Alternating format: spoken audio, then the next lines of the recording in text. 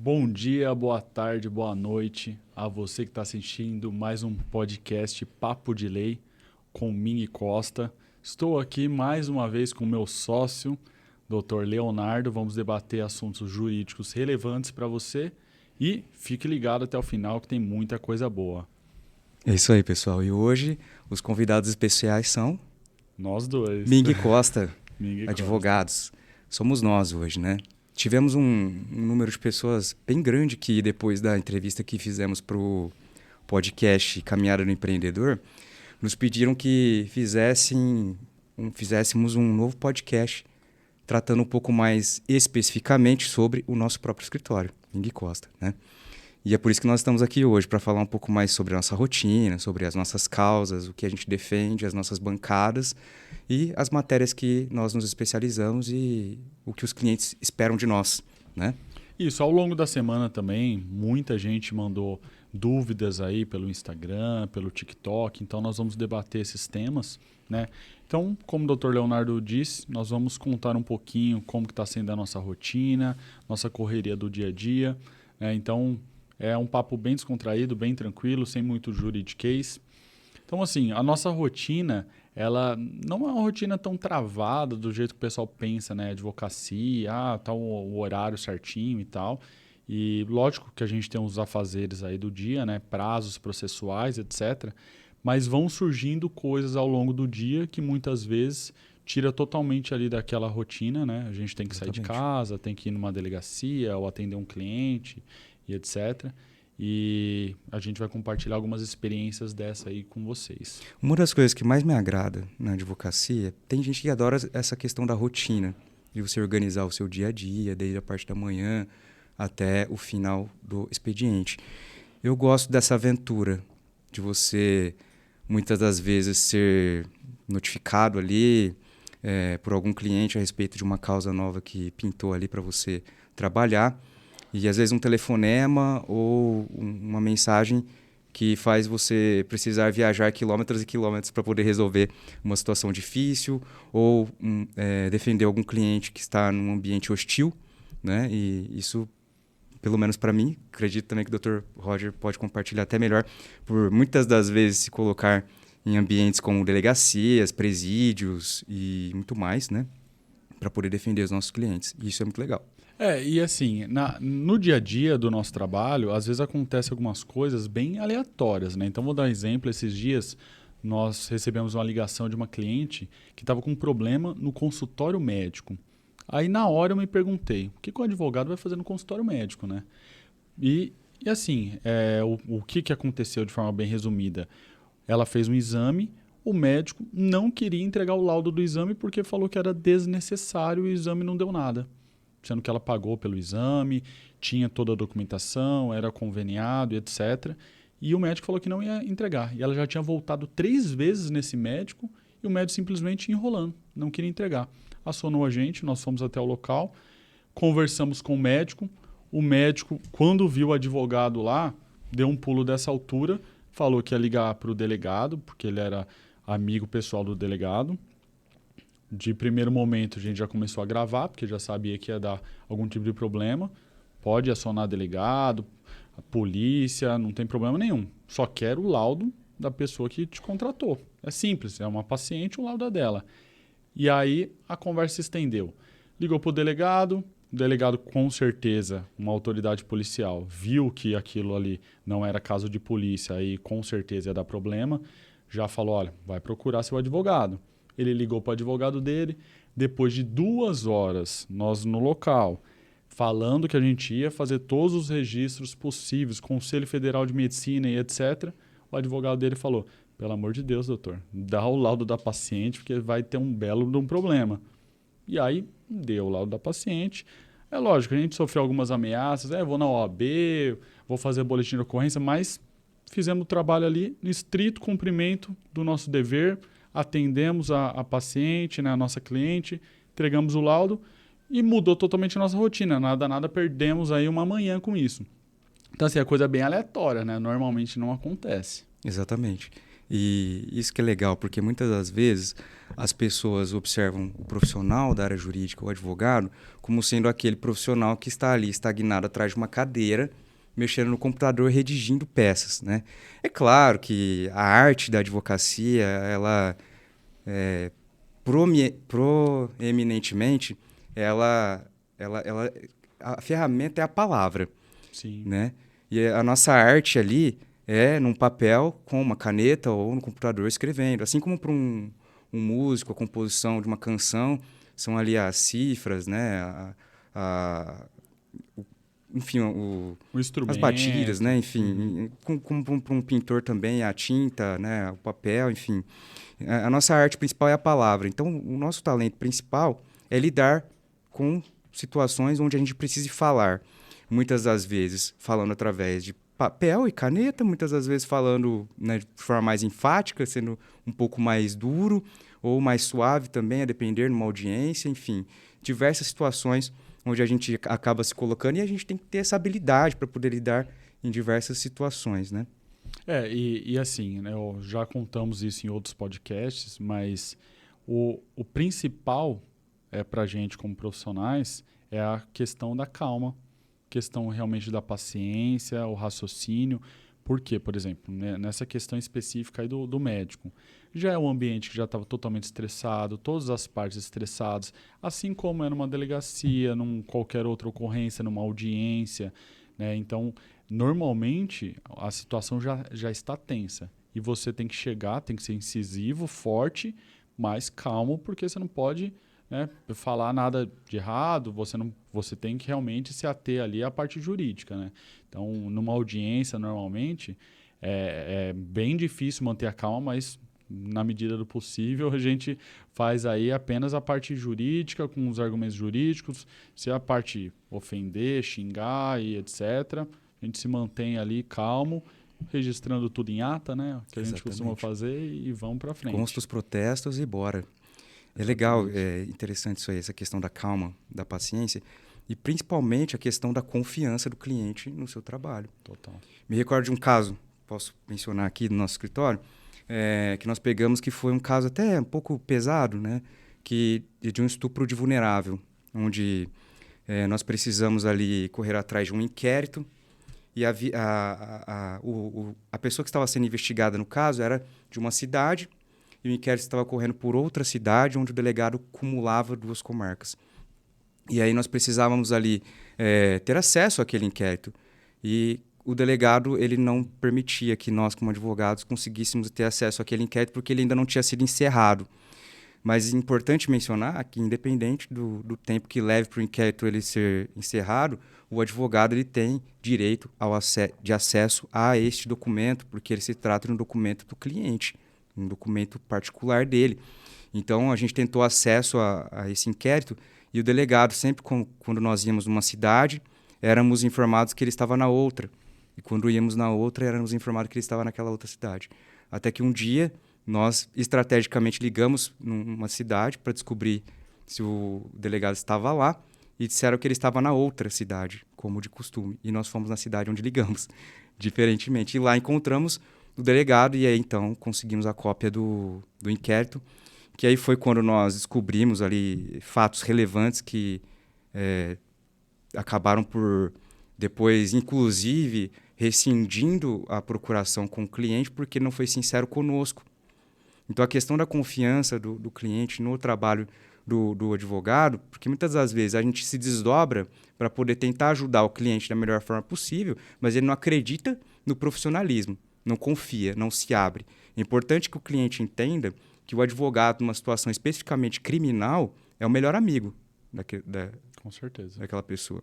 Então, se ele não se abrir ali, não for sincero, fica difícil você apresentar uma defesa boa, condizente com os fatos ali que forem apresentados. Com certeza. Essa semana nós tivemos até um exemplo de uma audiência que seria até um tanto quanto simples e acabou virando uma discussão quase que generalizada na audiência e estávamos contra um comandante aí da Polícia Militar, num fato específico, e ele se alterou na audiência, né, começou até a discutir entre ele e a advogada dele. O juiz pediu, né, carinhosamente para a advogada ficar quieta. Sim. O cliente se exaltou e começou a falar totalmente para mais. E assim, nós que estávamos do outro lado, para a gente era bom aquela situação. A gente só dava mais corda, né, para ele se enforcar. Sim. E por quê? Ele realmente perdeu totalmente a normalidade, se alterou e não confiou na advogada, né? Que a advogada queria que ele falasse o mínimo possível. Chegou no momento, no auge da audiência, né? Ele falava, porque falava pra gente, né? Os doutores não sabem o que é um militarismo, porque eu comando 100 mil homens, etc. E o auge foi que a gente falava, olha, primeiro, você não é governador, né? Você não é o comando-geral da polícia. Você não comanda 100 mil homens. Nem existe 100 mil homens ativos na polícia militar. Segundo, que aqui você não é um policial, um comandante de ninguém aqui. Você não adianta diminuir ninguém. Primeiro que a gente conhece militarismo, 6 anos de polícia militar. Então, não precisa me explicar nada. E segundo, que aqui você só vai responder sim ou não. Acabou. O juiz já falou, a advogada já tá aguardando ali a vez dela e você vai responder sim ou não. Então, mostra que os dois ali não estavam bem, né, na mesma cabeça. Importante ressaltar isso que você mencionou, doutor, a respeito de que nessa situação específica nós não estávamos defendendo um policial militar. Muito embora nosso escritório tenhamos a bancada do direito penal militar, dos servidores públicos, né? E eu achei interessante que você disse aí sobre mencionar que você conhece o militarismo, porque você tem essa versatilidade para defender tanto o militar quanto o não militar, justamente pela experiência que você acumulou durante anos dentro da corporação e também na advocacia antes de ingressar na corporação e agora também, para poder contribuir dos dois lados, né? Isso é muito bom. Realmente assim, né? Na prática, no dia a dia, apareceu o caso para a gente, nós vamos estudar o caso, conversar com o cliente, o que for necessário ser feito, né? As argumentações possíveis, as teses, nós vamos fazer, né? Independente, né? Quem for a pessoa, se vai ser um militar, se não vai ser, e etc.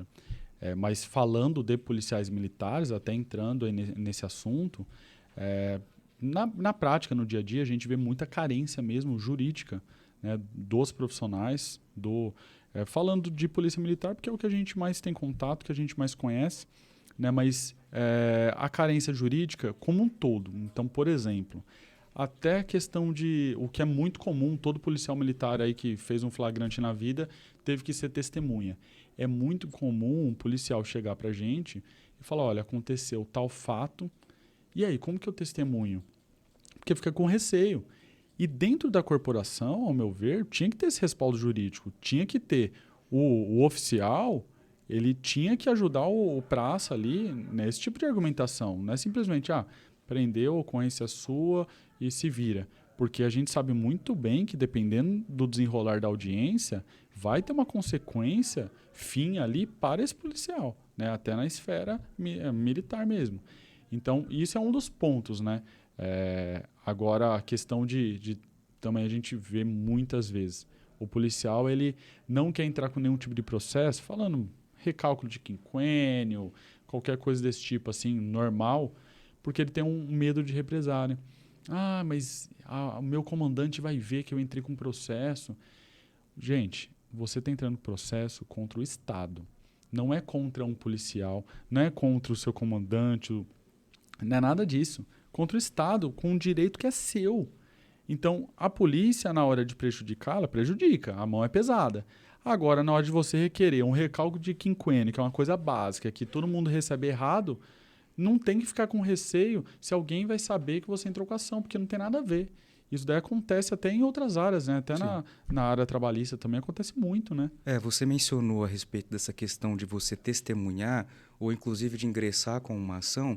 Na área trabalhista mesmo, a gente recebe todos os dias ligações de clientes nos questionando a respeito de arbitrariedades que sofreram no âmbito do trabalho e que, depois disso, desejam promover uma ação contra esta empresa, mas têm receio de não conseguirem, por exemplo, trabalho em outra empresa, né? Isso é muito comum. A maioria das reclamações que nós recebemos no nosso escritório são de questões relacionadas a assédio moral, assédio sexual, infelizmente, sonegação de direitos relacionados à rescisão e demissões por justa causa arbitrárias. Né? Todos os dias recebemos ligações nesse sentido. E os clientes que nos procuram, os empregados, quando eles levantam essas questões, a primeira coisa que a gente esbarra é na própria questão probatória. Porque a gente questiona, né? Tudo bem, aconteceu esse fato aí, por exemplo, um acúmulo de função. Né?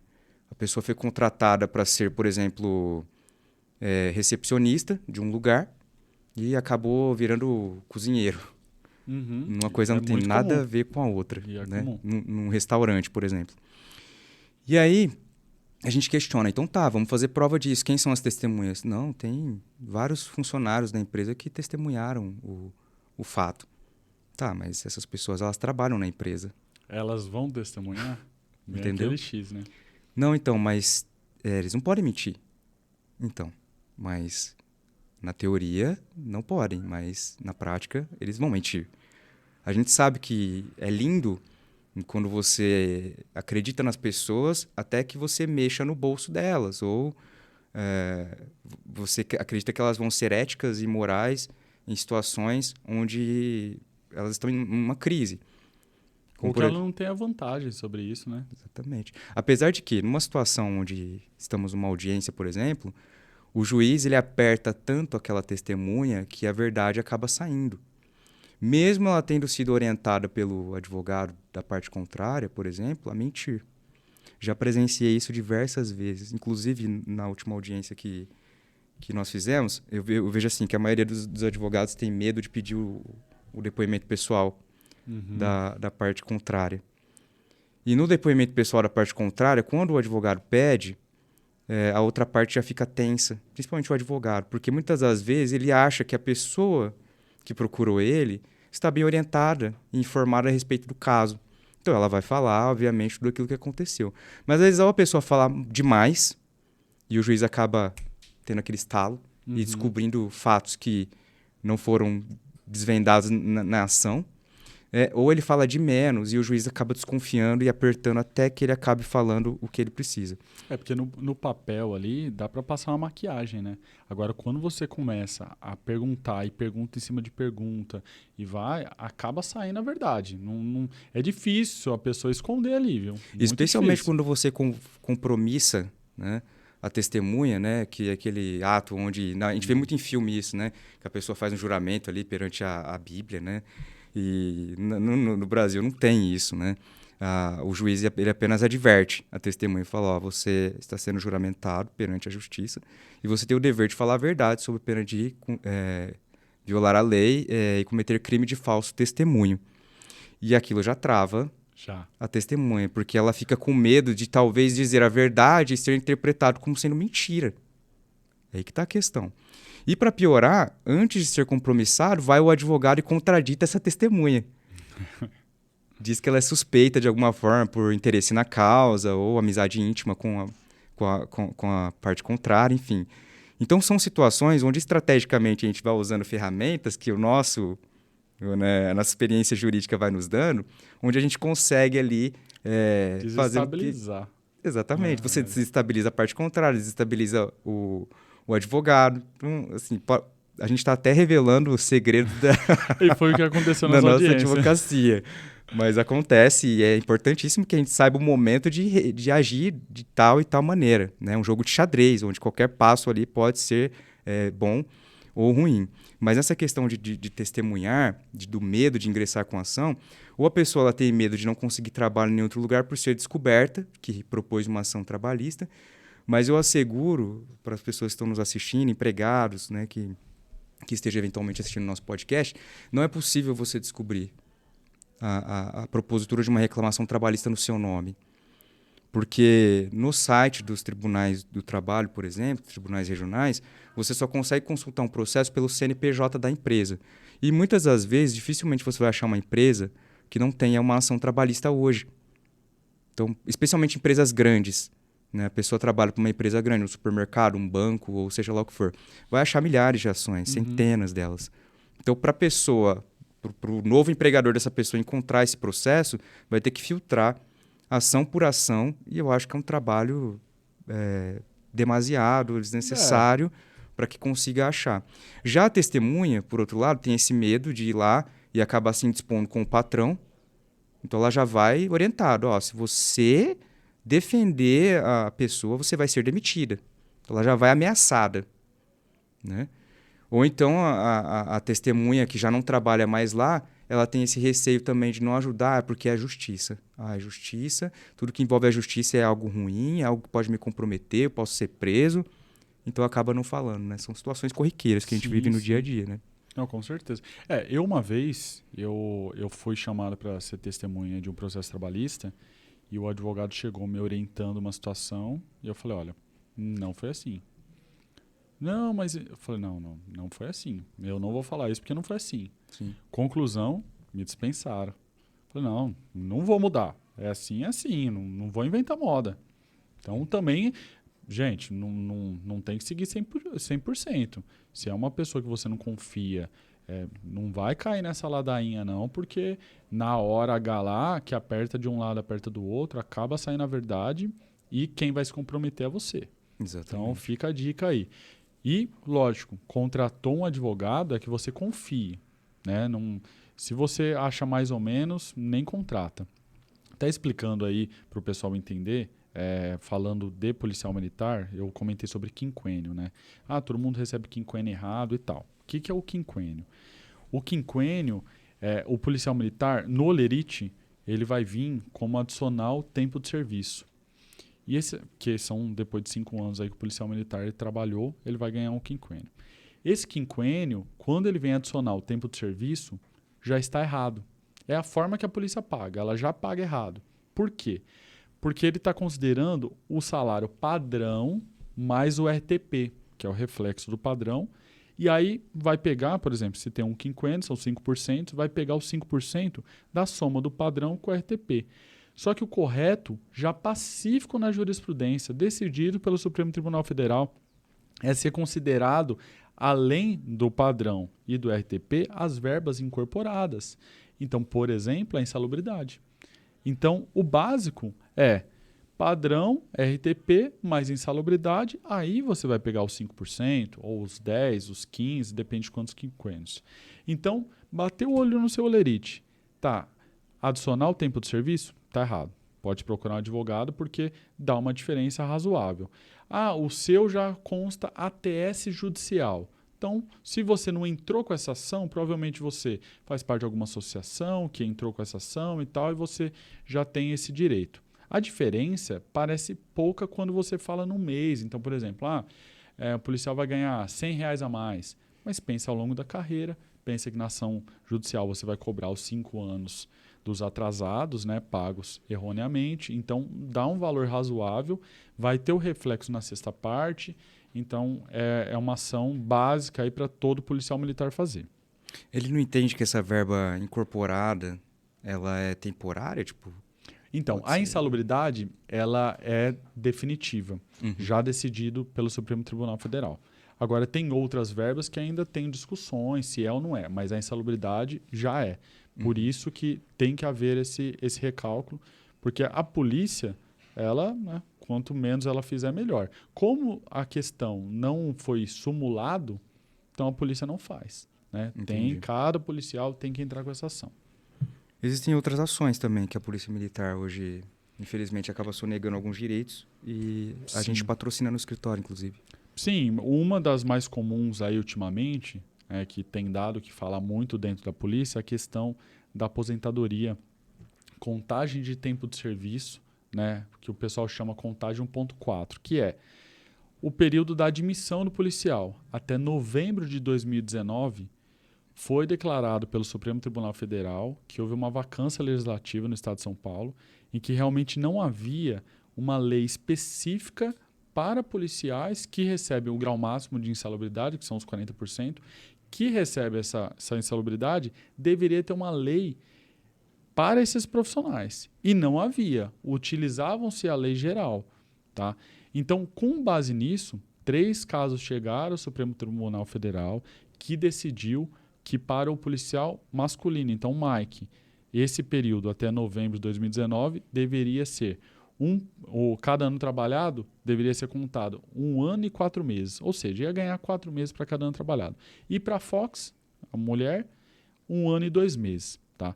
Esse recálculo ele ajuda demais o policial militar, né, porque muitas das vezes ele vai passar para inatividade, né, se tiver tempo fora ainda, se ele averbar esse tempo fora, ele vai passar para inatividade, ou mesmo se não for, está ganhando ali bons anos, né, que vai ajudar ele o quanto antes aí para poder ir para inatividade. Tá?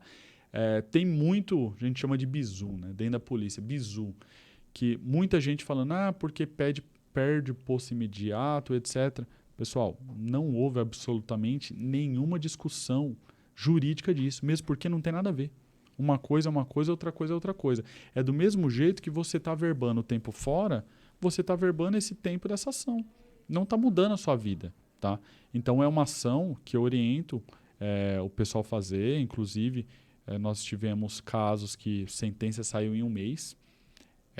Lógico que é caso excepcional, atípico, né? Foi aqui no interior de Ribeirão e tal. Mas é uma ação que realmente ajuda demais o profissional. Sim. É legal que você falou a respeito da insalubridade. Eu lembrei de alguns casos também do nosso escritório, especialmente no ápice da pandemia, quando diversos funcionários de um determinado hospital aqui da cidade, famoso, acabaram tendo os seus direitos sonegados porque recebiam um adicional de insalubridade inferior ao que deveriam receber. Por quê? No caso específico, no lerite dos funcionários ali, estava averbado um percentual de insalubridade de grau leve, né? 20% sobre as verbas ali que eles recebiam, né? A título de insalubridade. Entretanto, eles tinham contato, esses funcionários, com pessoas que estavam em isolamento. Uhum. Doenças infectocontagiantes. Essas doenças infectocontagiantes, existe uma norma regulamentadora que especifica que a insalubridade para esses profissionais é em grau máximo, 40%. E nós acabamos, no caso ali, era um setor específico, um andar específico inteiro do hospital, onde estavam lidando ali com muitos pacientes, até em superlotação de doenças infecto-contagiosas, que envolviam não só a Covid, mas também outras doenças também, respiratórias, por exemplo. E que nós ingressamos com ações trabalhistas e ganhamos todas. Conseguimos majorar o percentual ali da insalubridade para esses servidores. E hoje, inclusive, estamos colhendo os frutos, né, dessas ações aí que nós entramos lá atrás, no ápice da pandemia. É interessante que o que acontece também com o servidor público acontece também na iniciativa privada. Acontece também com os particulares, os empregados que trabalham para empresas aqui privadas, né? Não deixa de ser um direito que as pessoas, os empregadores, no caso é o governo, o empregador do policial, e o hospital, que é o empregador do enfermeiro, né, do técnico, né, do assistente, do auxiliar de saúde, e que acabam sonegando esses direitos e que necessitam obrigatoriamente de um advogado para poder ingressar com essas ações e verem ali os seus direitos sendo defendidos, né? Outro caso até recente, você pode comentar melhor do que eu, dos policiais, né, que faziam aquele bravo, aquele bico, e tiveram também problemas, né? Vai ser necessário diversas ações, etc. Então, o policial não só na ativa, né, mas também no seu horário de folga aí, também é necessário, muitas vezes, ingressar com uma ação judicial. Exatamente. O policial, né, nesse caso específico aí, ele teve um dos principais direitos que foi sonegado, foi a multa de 40% do fundo de garantia. Aconteceu o seguinte, eles trabalhavam para um determinado hospital e esse hospital terceirizou o serviço de vigilância do hospital. E aí essa empresa terceirizada manteve ali cerca de 30 empregados, né, no setor de vigilância durante mais ou menos uns 6 meses. E aí, depois desse período, mandou todos os empregados embora, todos seletistas, né? Um deles policial, militar. E depois de efetuarem a rescisão, eles deixaram de pagar a multa do FGTS de 40% e também não pagaram a rescisão dentro do prazo de 10 dias corridos da data da demissão até o pagamento.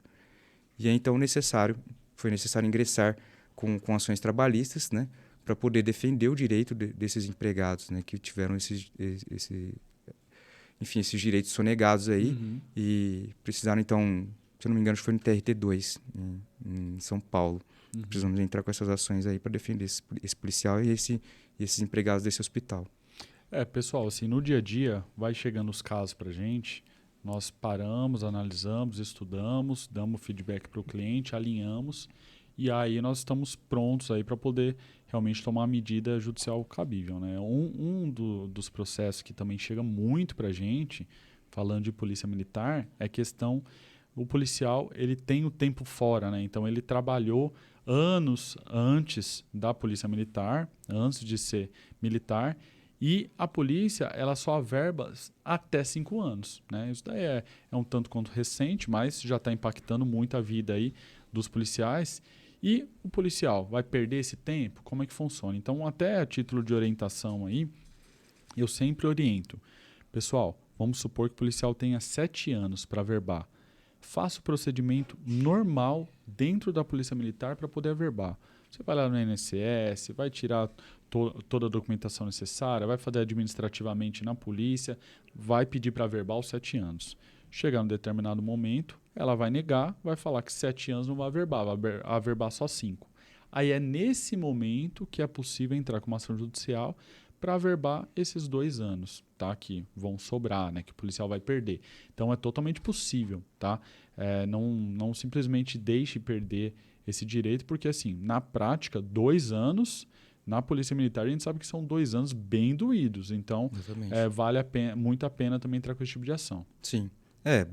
Basta, no caso daquele que foi registrado como seletista, apresentar uma prova do antigo empregador, no caso, né, de que você querer reconhecer um tempo, no caso falando especificamente de um tempo que ele trabalhou fora da corporação que ele queira ter reconhecido ali, que não teve assinada a carteira, no caso, e que ele pegue uma declaração do antigo empregador, ainda que isso tenha levado muitos anos, mais de 5 anos, porque é imprescritível, né?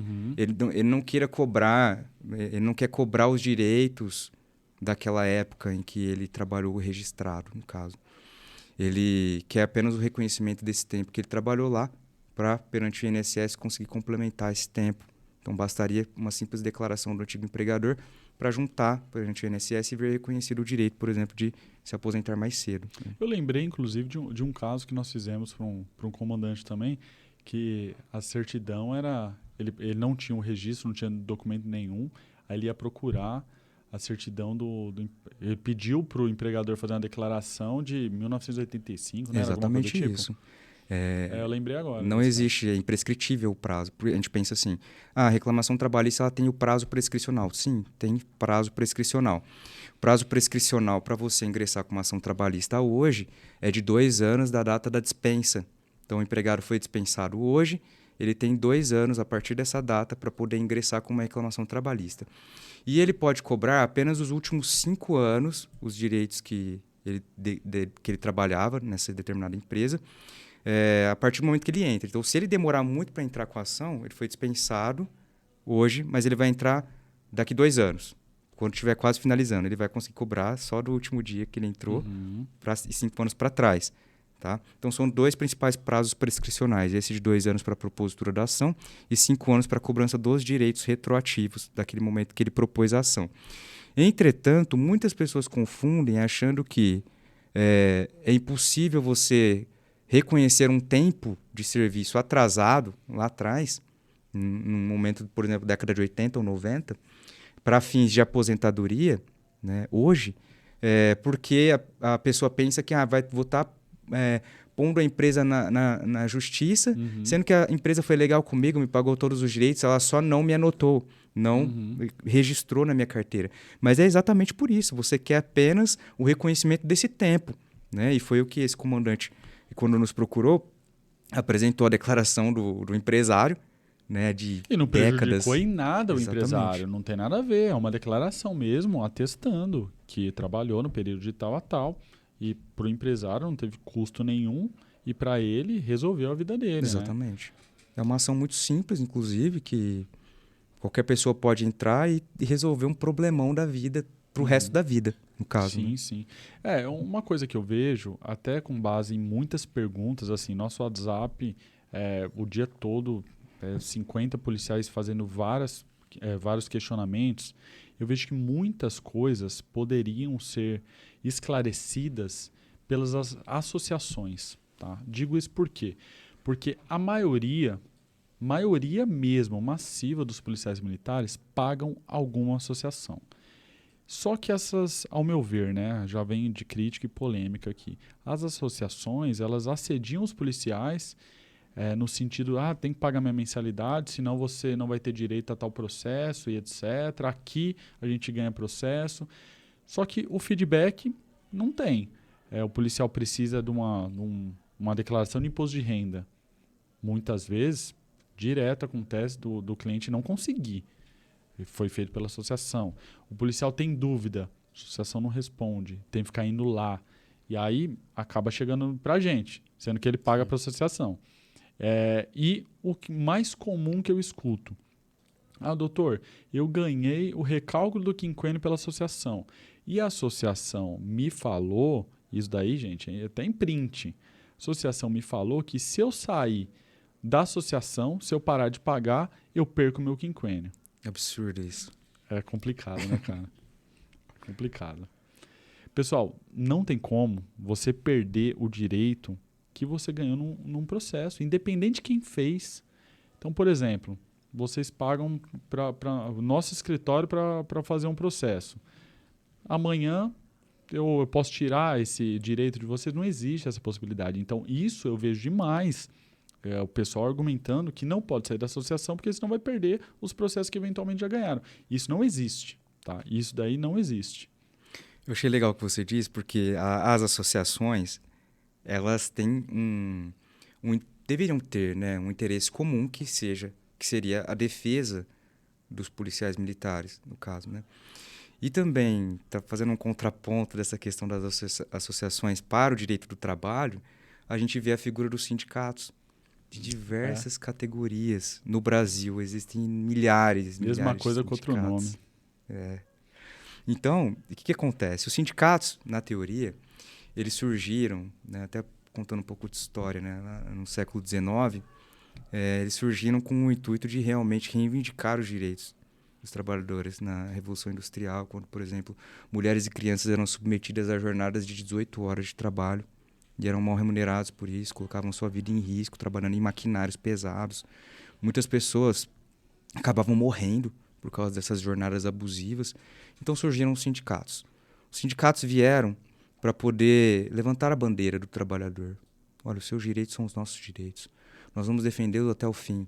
E isso começou de fato a dar certo durante um tempo, de modo que os próprios trabalhadores viram a necessidade de patrocinarem esses sindicatos mediante uma verba mensal, que no caso aí seria a contribuição associativa, né, dos policiais, mas é aí que surgiu então se originou a contribuição sindical, que muitos trabalhadores pagavam até 2017, quando então surgiu a nova lei trabalhista, né, a reforma trabalhista, que encerrou de vez essa contribuição obrigatória. De forma que grandes sindicatos, né, por exemplo, metalúrgicos, que arrecadavam milhões de reais durante um ano, diminuíram a sua renda aí bruscamente. E por que isso aconteceu? Porque os sindicatos, na prática, eles não defendiam mais os direitos dos trabalhadores. Eles viraram centros políticos. Né? A gente pode entrar, inclusive, nesse viés mais específico em outro momento. Sim, né? É melhor. Mas eles viraram centros políticos. Então, assim, Os sindicalistas, eles eram os maiores beneficiados. Então, por exemplo, eu sou um empregado, trabalho para uma empresa, então se eu quiser me envolver com o sindicato, eu serei beneficiado, porque eu estou lá dentro. Mas o empregado que não quer ter nada a ver com o sindicato, apenas quer ser defendido, porque o sindicato ele faz o quê?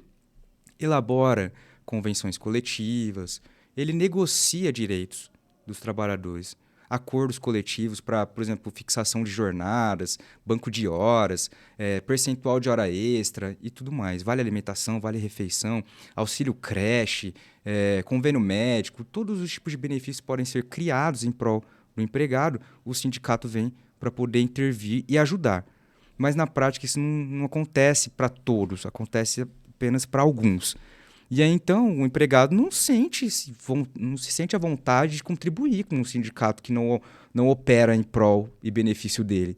E então, ele decide parar de contribuir. Acontece que até 2017 não era possível que o empregado decidisse parar de contribuir.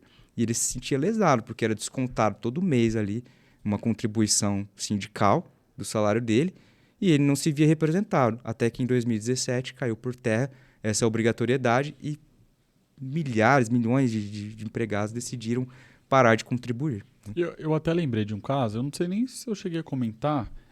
Semana passada, uma cliente recebeu uma notificação extrajudicial. Ela tinha uma empresa, a empresa ela abriu em um mês e viu que não ia dar certo. No mês seguinte, encerrou a empresa. Ok. E no mês seguinte, que foi semana passada, recebeu uma notificação extrajudicial de um sindicato X, que nem era exatamente a empresa, não tinha, na verdade não tinha nada a ver. Resumindo, que ela tinha empresa tal, que ela deveria contribuir com valor X, e que se ela não contribuísse no vencimento do boleto, que era tipo 5 dias, eles iam entrar com ação de cobrança. E aí eu olhei aquilo ali e falei, não, rasga esse negócio aí, pelo amor de Deus, que já tá me dando raiva de olhar. Olha a forma abusiva. Tipo assim, o cara tá te cobrando um boleto como se você tivesse feito uma dívida. Uhum. Sendo que agora levantar a bandeira do sindicato. Tá, quem é o sindicato? O que você fez? É complicado, é um assunto... Constitucionalmente falando, a livre iniciativa, né? A liberdade de você se associar é indiscutível, né? Então, abusivo realmente do que esse sindicato fez nessa situação específica. Uma coisa que, voltando para a área da polícia, que eu fico bem revoltado, é a questão do policial, desde sempre, ter que já pagar a conhecida como Cruz Azul, né? O policial, todo mundo que é do interior, nem vai lá em São Paulo, porque você só vai poder usar a Cruz Azul lá em São Paulo. O que é a Cruz Azul? A Cruz Azul vai ser a questão de saúde, né? Uhum. Lá em São Paulo existe o Hospital da Cruz Azul, então no holerite do policial ele já vai vir descontado desde sempre. Já vai vir descontado um valor, uns R$65 por mês. Sim. E a família desse policial, os dependentes, na verdade, né? Esposa, filho, marido, vai poder usar esse hospital. Por exemplo, eu, quando morava em São Paulo, a minha esposa usava, ok. Uhum. Mas os policiais do interior, com raríssimas exceções, que existem alguns convênios aqui que dão desconto por quem tem o Cruz Azul, a maioria não faz uso nenhum. E paga. E quando... Isso daí aconteceu ontem. Eu orientei o policial, né? Mas não era... Para mim não era surpresa, eu já sabia. Uhum. Orientei o policial. Entre em contato e fala que você quer cancelar. Eles escrevem, nós não vamos cancelar. Eles escrevem no e-mail isso. Nós não vamos cancelar. Tá, você está falando que você não quer o serviço e ele está falando, não vou cancelar. Aí você tem que entrar com uma ação judicial. Aí assim, parece até besteira, né? Porque é pouco por mês e tal. Mas aí eu lembro, ao longo da carreira, dá em média hoje em dia de R$56 mil ao longo da carreira que o policial vai pagar de uma coisa que não vai usar. Poderia comprar um carro, dar entrada num apartamento, fazer uma viagem internacional. Exatamente. A outra ação corriqueira, que muita gente tem que correr atrás do advogado, tem que entrar para tirar um direito que é seu. Eu não quero me associar, simplesmente eu não quero ir nesse hospital. Eu quero ter o convênio X. Não pode. Tem que pagar. E muitos policiais desconhecem esse direito. Total. Às vezes vê no holerite E são ações demoradas? Não, são ações rápidas, porém existe decisões, tanto questão de cessar a cobrança dali para frente e algumas parcial procedentes para não devolver os atrasados, né, os pagos indevidamente, porque usufruía o serviço, estava à disposição e etc. Então, você fica meio realmente na mão ali de onde vai cair o entendimento e etc. Né? Essa questão ainda não é pacífica. Mas, continuando até crítica com a associação, só para a gente finalizar aqui, Tá. Outro problema que eu vejo muito é questão de ações coletivas. Sim. Acontece direto de um policial procurar a gente, entrei com ação de tal tema. Nossa, já faz 10 anos. Aí você abre a ação, tem 300 policiais. É lógico que vai demorar 10 anos. Imagina o juiz analisar 300 policiais, 300 olerites, 300 RG, 300 tudo. Demora. E sem contar que, para entrar com uma ação dessa, não vai ser no juizado especial, vai ter que ser uma ação ordinária, normal, a vara comum, e vai demorar. Só por isso já vai demorar. Ainda mais com essa quantidade gigantesca. Então, a associação ela não vai entrar com ação individual. Então, se você quer uma ação rápida, não faça ação coletiva, já para começar, porque vai demorar. Meu avô era policial militar, já falecido. A minha avó ingressou com várias ações mediante associação. Em 1987, que nós recebemos, graças a Deus, recebemos há mais ou menos um mês, né? E aí, como herdeiro, né, meu pai já é falecido, eu acabei recebendo uma parte também desse valor aí correspondente a esse direito que foi retirado aí do meu avô. Mas interessante, né? 1987, nós estamos em 2022, não sei nem quanto tempo, mais de 30 anos. É muito Eu nem era nascido. Muito tempo. Um questionamento que o pessoal está me fazendo muito em relação a essa questão de tempo, voltando à ação, que é o que o pessoal está comentando muito, da aposentadoria, da contagem de tempo de serviço e tal, o porquê que é uma ação mais rápida? Porque não versa pecúnia. Nós não pedimos nenhuma verba, indenização, nem nada. É só sobre direitos. Ou seja, é uma ação muito mais tranquila de prosseguir. Não corre risco de cair para precatório, nem nada. É uma ação declaratória, apenas para Declaratória de reconhecer o direito. Exato. Então, é uma ação que a gente até comentou. Teve um caso aí de um mês, lógico, né? Ainda tem a fase recursal, ainda tem o trânsito em julgado, mas assim, é uma ação de 1 ano e meio aí tranquilo, né? A gente não tem tanto problema quanto essas questões que nem, com certeza, questão de pecúnia, aí vai embora, a execução vai embora. Você falando dessa situação aí específica, agora voltando um pouquinho naquelas ações trabalhistas que nós entramos contra esse hospital lá, falando da insalubridade, caiu em precatório, porque esse hospital é um hospital estadual. E aí o que acontece? É o Estado quem paga, né? Então caiu em precatório e aí o valor que era altíssimo, digamos assim, 40 mil reais, o valor total. Tem uma lei que prevê que o reclamante, o empregado, ele pode renunciar à diferença dos valores do precatório para receber uma RPV, né? É uma requisição de pequeno valor, equivalente a 12, 13 mil reais. Ele perde aí cerca de 20 e poucos mil reais, 7, 28 mil reais, para poder receber 12. E todos os empregados que ganharam essa ação escolheram renunciar. Porque a pessoa quer o dinheiro na mão. O precatório, ele... Não sei se eu posso dizer isso, mas ele é um crime legalizado. Porque, por exemplo, um direito que era para o meu avô receber, lá em 87, 88, já é falecido. O meu pai, que era para ter recebido, também já é falecido. Eu fui receber e talvez eu não recebesse. Ficaria para os meus filhos ou os filhos dos meus filhos.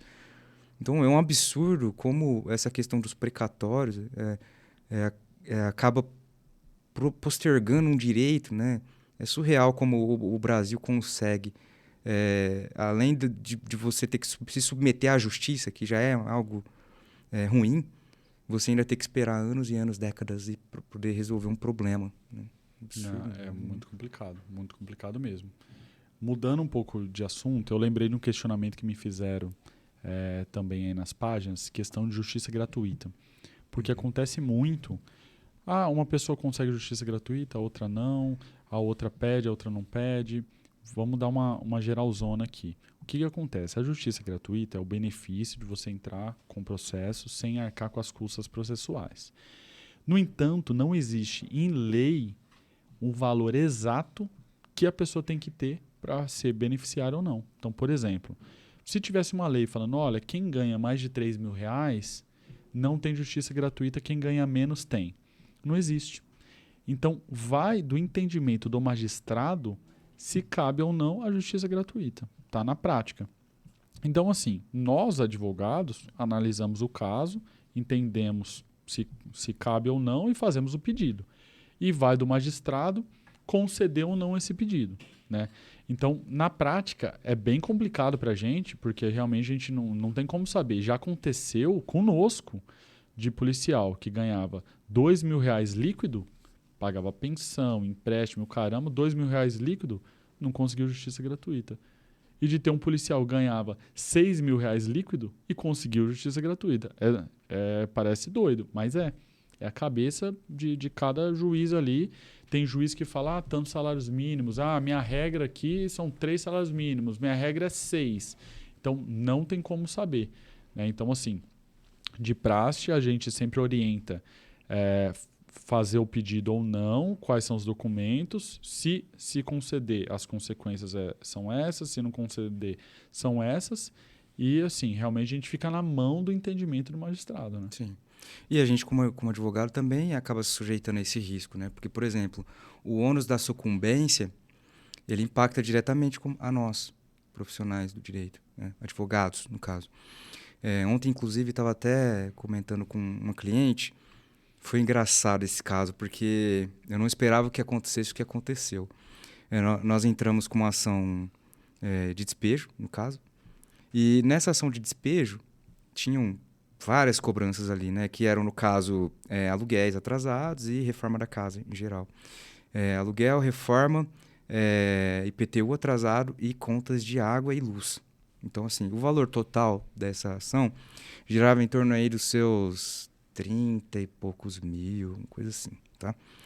Beleza, na sentença o juiz condenou o réu a pagar o valor total do débito, né, que nós apresentamos a planilha, e mais a sucumbência, no caso 10% que foi fixado em sentença, e nessa situação específica ele não tinha a justiça gratuita.